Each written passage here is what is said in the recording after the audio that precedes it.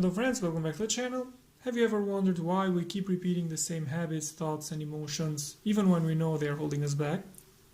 In Evolve Your Brain, Dr. Joe Dispenza explains how the science of the mind and body can help us break free from old patterns and literally rewire our brains for change. In this video, we will dive into the key insights from the book, exploring how your thoughts shape your biology, how to overcome limiting emotions, and how to create lasting transformation by harnessing the power of neuroplasticity. If you're ready to take control of your mind and unlock your full potential, this is the video for you. Let's get started. Mind-body connection. All thoughts, whether I can't, I can, I'm not good enough, or I love you, have the same measurable effects. As human beings, we naturally have the ability to focus our awareness on anything. How and where we place our attention, what we place it on, and for how long, ultimately defines us on a neurological level. If our awareness is so flexible, why is it so difficult to keep our focus on thoughts that might actually serve us? At this very moment, while you continue to concentrate and listen to this video, you may have forgotten about your back pain or the disagreement you had with your boss earlier today. It is where we place our attention and on what that charts the very course of our state of being. We can also dwell on future anxieties and worries that don't exist in the present except as they are evoked by our mind. But to us they feel real. Our attention brings everything to life and makes real what was once unnoticed or unreal. Believe it or not, neuroscience shows that focusing our attention on pain in the body makes that pain exist, because the brain circuits that perceive pain become electrically activated. Neuroscience suggests that we can shape and mold the neurological structure of the self through the repeated attention we give to anything. By reading a book or listening to new information, we create new neurons in our brain. According to Dispenza, the information we absorb, the experiences we have, and what we read determine who we are. These new circuits are continuously created, even when we simply imagine something. As a result, we are capable of changing our brains simply by thinking. What you do, what you think about, and what you dwell on throughout the day determines the type of person you are. The process can take place consciously or unconsciously, since our brain is always working even while we sleep, but it tends to rely on what we give the most attention to during our waking hours. Human beings have a unique ability to change. It is through the frontal lobe that we go beyond programmed behaviors genetically wired into the human brain, the recorded history of our species past. Because our frontal lobe is more evolved than that of any other species on Earth, we have enormous capacity for adaptation, and with that come choice, intention, and full awareness. We possess an advanced form of biotechnology that allows us to learn more from our mistakes and shortcomings, to remember and to modify our behavior so that we can do better in life. Yet we often choose to remain in the same circumstances because we have become addicted to the emotional states they produce and to the chemicals that sustain those states of being. Adaptability is the ability to change. We are so intelligent and capable Over the course of a lifetime, we can learn new things, eliminate old habits, change our beliefs and perceptions, overcome difficult circumstances, master skills, and mysteriously become different beings. Our large brains are the tools that enable us to advance at such a tremendous pace. For us as humans, it seems it all comes down to choice. If evolution is our contribution to the future, then it is our free choice to decide how we initiate that process. Dispenza recounts his personal experience after a severe accident that risked paralyzing his spine. He chose to avoid surgery. Through meditation and self-hypnosis, he created a mental image of himself possessing the health he wanted, healing his body through the inner power we've just described.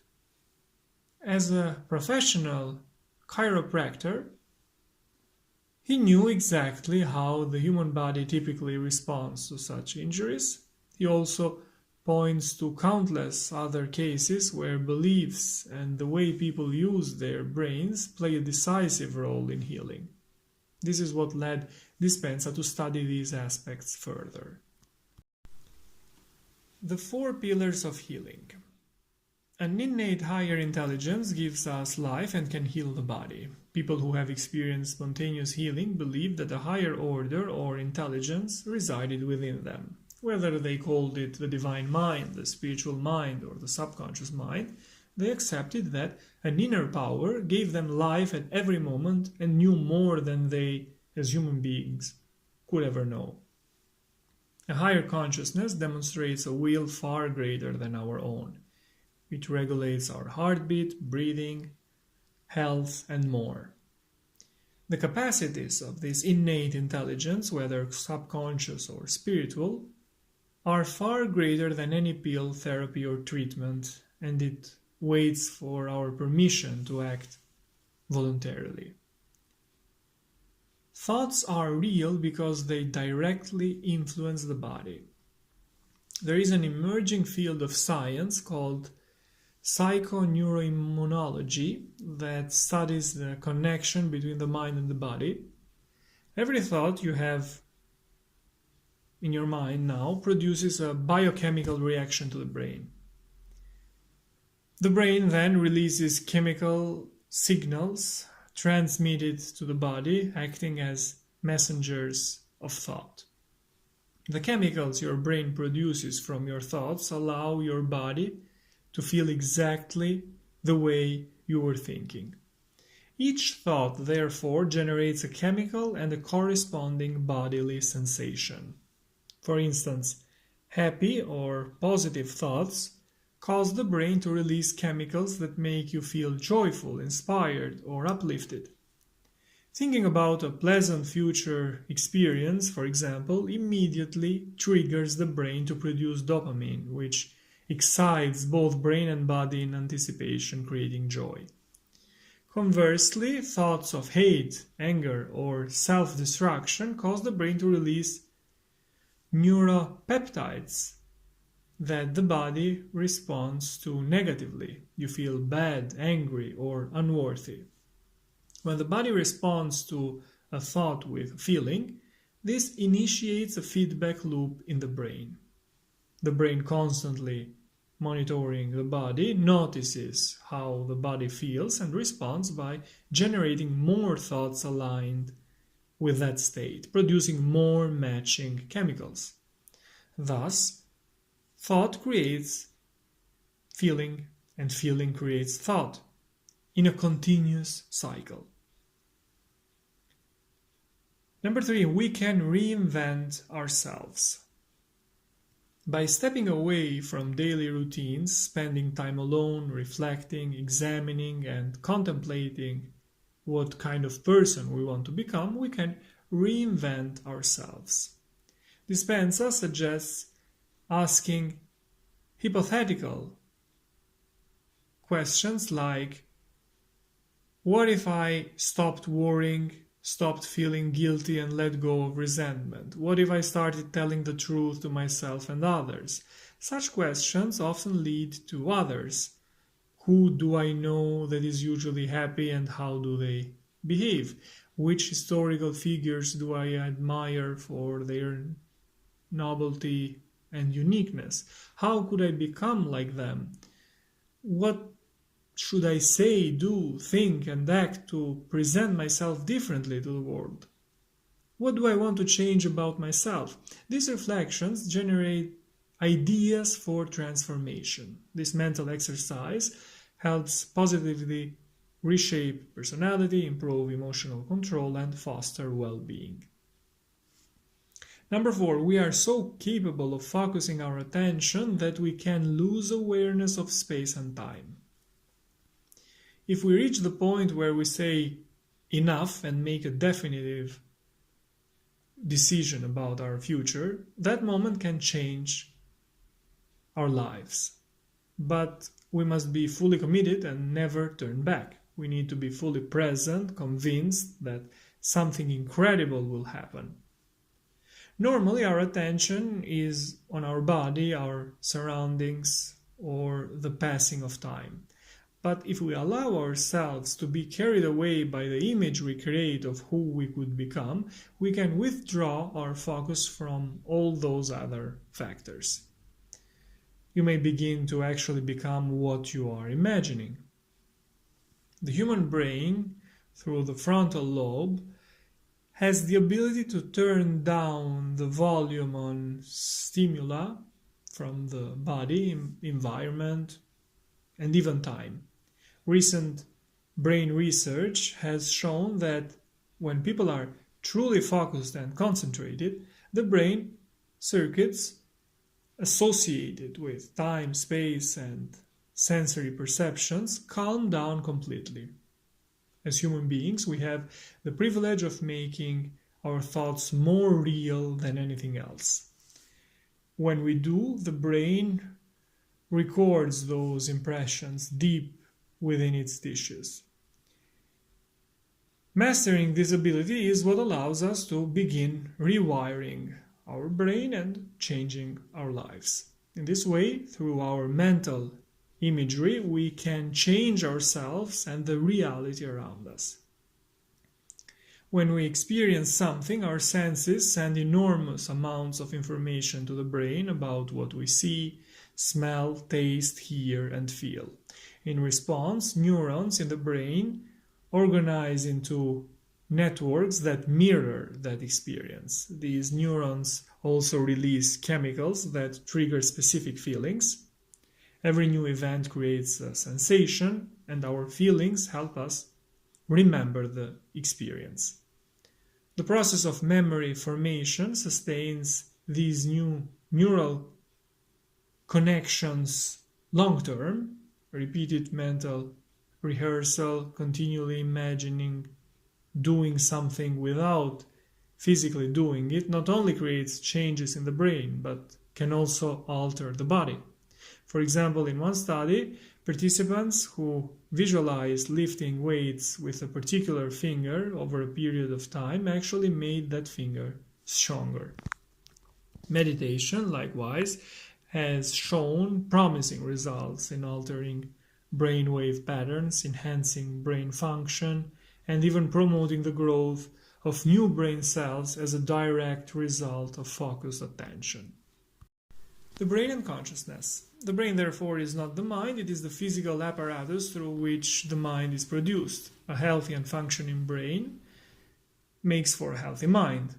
The brain is a biocomputer with 3 distinct anatomical structures that generate different aspects of the mind. The mind is the result of the brain coordinating thought impulses across its various regions and substructures. There are many different states of mind because we can easily make the brain operate in different ways. The brain facilitates the mind as an intricate data processing system, enabling us to collect, process, store, recall, and communicate information in seconds when needed, as well as to predict, hypothesize, respond, behave, plan, and reason. The brain is also the control center through which the mind organizes and coordinates all metabolic functions necessary for life and survival. When your biocomputer is switched on, alive, and functioning by processing information, the mind is produced. When we learn something or have an experience, nerve cells connect and create new pathways, and this completely changes us. Since the human brain offers so many possible neural connections, and since neurons can communicate directly with each other, the brain is capable of processing thought, learning new things, remembering experiences, performing actions, demonstrating behaviors, and speculating on possibilities. It is the body's central processing unit. Therefore, the brain is the tool we physically use both to consciously evolve and our understanding of life and to unconsciously sustain our lives. Dispenza pays close attention to meditation in this book, explaining how it is fundamental for gaining full control of one's mind. Studies of monks' brains have shown that they are able to automatically control both their brains and their emotions. Consciousness allows us to think and at the same time observe our thought process. Typically, we think of consciousness as our self-awareness and our perception of the world around us. However, there is another kind of intelligence within us, one that constantly gives us life, moment by moment, without our help. Chiropractors call this innate intelligence, and it exists equally in all things. In fact, this philosophy holds that our innate intelligence is merely an expression of universal intelligence within the body. Dispenza describes two elements within our consciousness. One element, which we can call subjective consciousness, preserves our individual free will and allows us to express ourselves as a thinking self with our own traits and characteristics. This individual, subjective part of us encompasses our unique qualities, including the ability to learn, remember, create, dream, choose, and even not to choose. This is the self.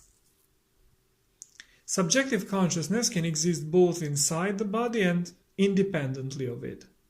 When people have an out-of-body experience in which they are fully aware but can see their body lying in the bed, it is subjective consciousness that is aware of the experience independent of the body. Thus, subjective consciousness is not the body but uses the body. It is our self-aware identity. For most of us, throughout our lives, it is located within the physical body. Dispenza also examines two other key factors, consciousness and the subconscious mind, saying that consciousness can be voluntarily controlled by all of us, giving us the power to decide what we think about. The subconscious mind, however, is stronger yet more autonomous. It receives the information transmitted to it by consciousness and works on it.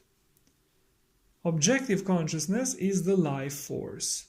You and I are connected to this field which sustains us through the midbrain, cerebellum, and brain stem. This is the subconscious. Subjective consciousness, located in the neocortex, is the explorer, the identity that learns and evolves its understanding for greater expression of life. This is the conscious mind. When we are able to unite our conscious mind with the greater mind, we gain access to a world of new possibilities. The moment we are truly attentive, aware, and present, we change how the brain functions to create a new level of mind. This book helps us improve our lives by understanding how the brain, mind, and consciousness work together. Neurotransmitters. Neurotransmitters can perform different types of functions. They can stimulate, inhibit, or alter the activity of a neuron at the cellular level. They can signal nearby neurons to fire, or they can send a message to the next neuron down the line that will inhibit or completely stop a nerve impulse. They can even alter the message as it is transmitted to a neuron so that it sends out a new signal to all the connected nerve cells. Each of these activities can happen in a millisecond. The main neurotransmitter in this respect is glutamate.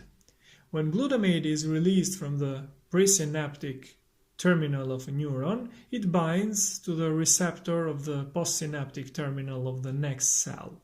It then changes the electrical state of the postsynaptic cell, making it more likely that an action potential will be triggered. Neurons can easily connect and link with many other neurons. They also have the ability to quickly switch impulses on and off at will, to converge information into a single cell, and to diverge electrical activity into a wide variety of different directions. Instantly, neurons connect and disconnect from each other in different synaptic spaces. The nervous system is in constant communication with the rest of the body. Through our senses, which are extensions of nerve receptors that allow us to process different kinds of environmental information, the nervous system receives input and evaluates both external and internal conditions of the body.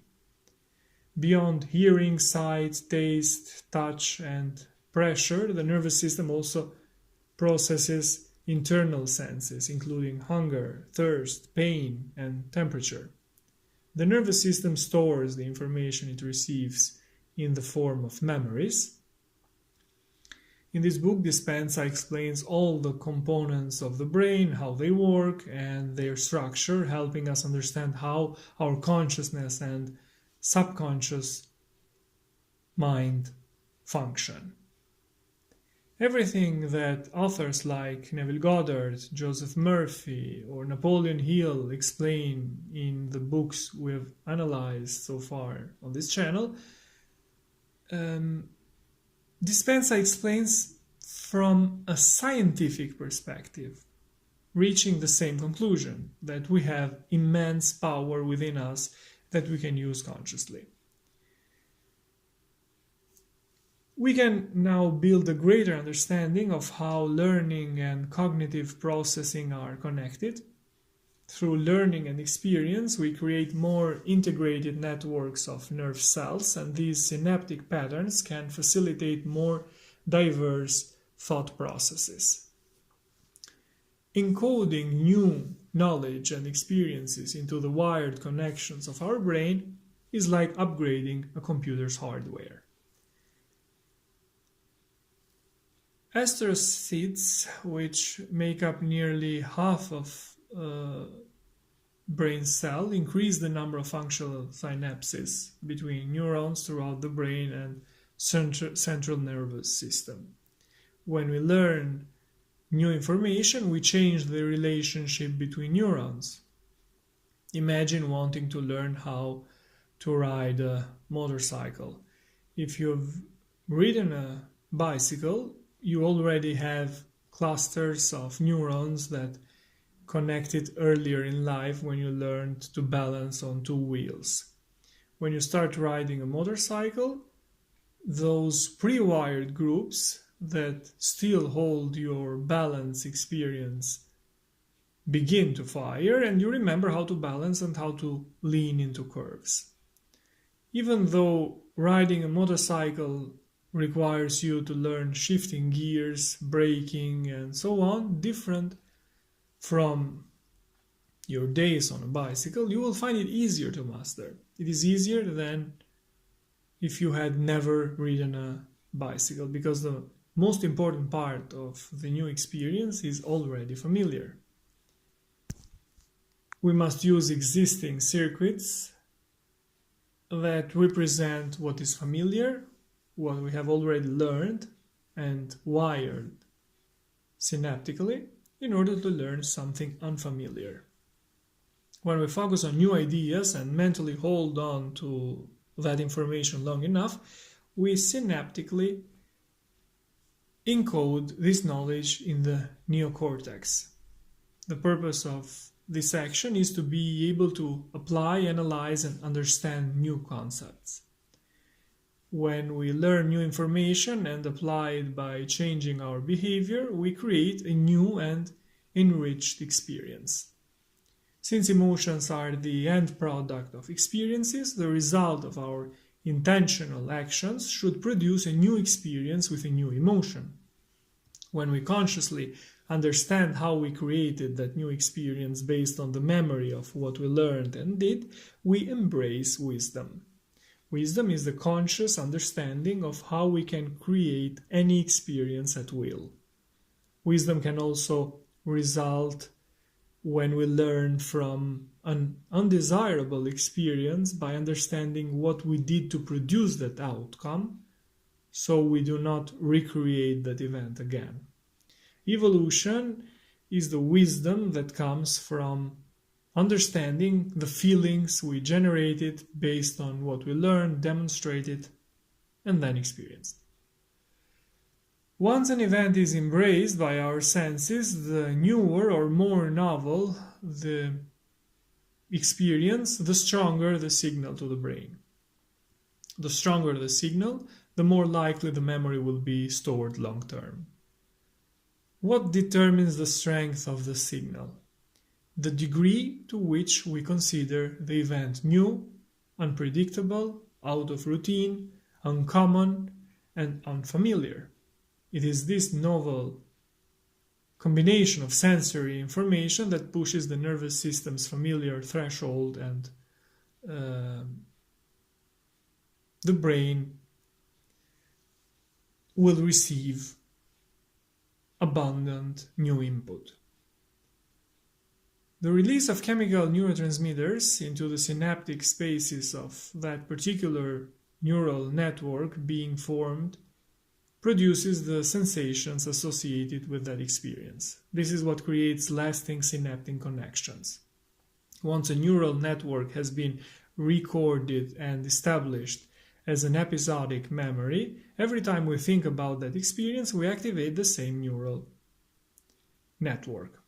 The reason is simple. All memories include a sensation, which is the chemical record of some past experience. When we voluntarily, consciously, and mentally activate the memory of a past event, at the very moment we recall it, we release the same neurotransmitters within that neural network and therefore create the same sensations. In a way, we relive the same experience. This is why a painful past experience is often hard to forget. We continually recall and relive those unpleasant emotions.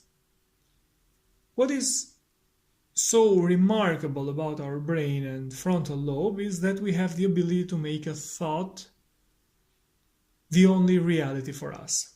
Thanks to the size of the frontal lobe, human beings have the privilege of making thought more important and more real than anything else. We are all naturally predisposed to this. When we treat our thoughts as our reality and give them our full attention, we combine the primary functions of the frontal lobe into a force as powerful as anything in the universe. One demonstration of the frontal lobe's power concerns certainty and clarity in decision-making. When we decide to do something, regardless of current circumstances, the frontal lobe has its most important moment. When we firmly decide to do or have something, regardless of how long it takes, what is happening in our environment, or how our body feels in that moment, we activate the frontal lobe structure. In that moment, we set this brain structure in motion, At that point, we no longer worry about the outside world or how our body feels. We align ourselves with an internal representation of concept of our intention. William Wallace, Martin Luther King, Gandhi, and etc. are all masters of the frontal lobe according to Dispenza. They maintain total focus on an outcome, on a principle of freedom, honor, or love, and they never wavered for long from that ideal, no matter the difficult or chaotic circumstances they faced. Visualization is a fundamental aspect of success because scientific research continuously shows that visualizing an outcome, for example in sports, has greater effects than daily training alone in achieving that outcome. Visualization helps us create more precise automatisms than training itself. This process is also crucial in healing illnesses because the brain sends different signals to the body that accelerate the healing process. These were my notes on Joe Dispenza's Evolve Your Brain, a book which explores how your thoughts shape your biology, how to overcome limiting emotions, and how to create lasting transformation by harnessing the power of neuroplasticity. Thanks for watching. See you in the next videos. Take care.